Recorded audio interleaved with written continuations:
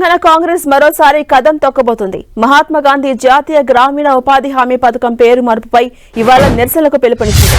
ఇప్పటికే జిల్లా కేంద్రాల్లో నిరసన తెలిపిన కాంగ్రెస్ ఈసారి గ్రామాల్లో ఆందోళనలకు ప్లాన్ చేసింది. రాష్ట్ర వ్యాప్తంగా అన్ని గ్రామాల్లో ఇవాళ గాంధీ చిత్రపటాలతో ఆందోళనలు చేపట్టాలని పార్టీ శ్రేణులకు సూచించింది.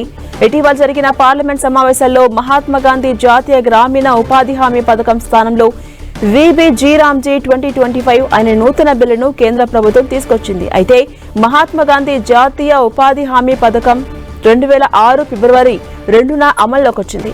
ఈ పథకం కింద గ్రామంలో దారిద్ర్య రేఖ దిగువ గల ప్రతి కుటుంబానికి తప్పనిసరిగా 100 రోజుల పని ఇచ్చేలా చట్టం చేయబడింది. 2009లో ఈ పథకానికి మహాత్మా గాంధీ పేరు జోడించింది. ప్రస్తుతం ఈ పథకం స్థానంలో కేంద్రం Viksit Bharat Guarantee for Rozgar and Ajeevika Mission VBG-Ramji బిల్లుకు ఆమోదం తెలిపింది.